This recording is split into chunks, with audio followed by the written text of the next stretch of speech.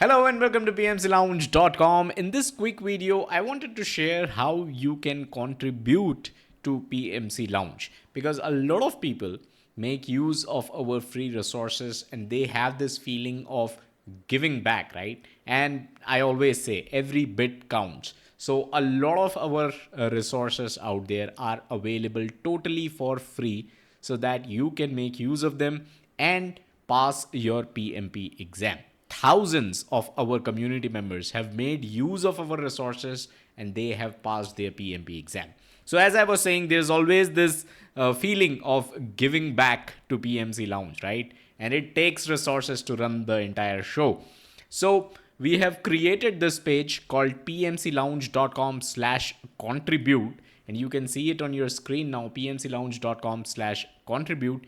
You can go over here and you can make a contribution so that it helps us sustain this vital work. And I'd like to quickly share here, if you go over to pmclounge.com, you will have button here for community within the menu, and then you have the contribute to PMC Lounge link. If you want to contribute in USD, you can make use of PayPal here. All that you need to do is just click on contribute and then you'll see this form and you can make a contribution. If you want to contribute in Indian rupees, a lot of requests came in that we add a UPI payment method. So that's done now. All you need to do is click on contribute. It will take you to the payment gateway of InstaMojo and you can essentially make a contribution using INR. So let's keep the momentum going and pay it forward to future generations of project management enthusiasts.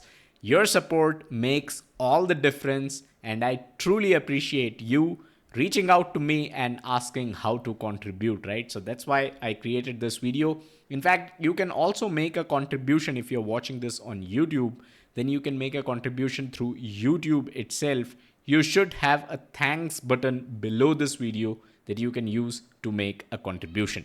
Thank you so much, and I really appreciate your help. I'll catch you guys in the next one.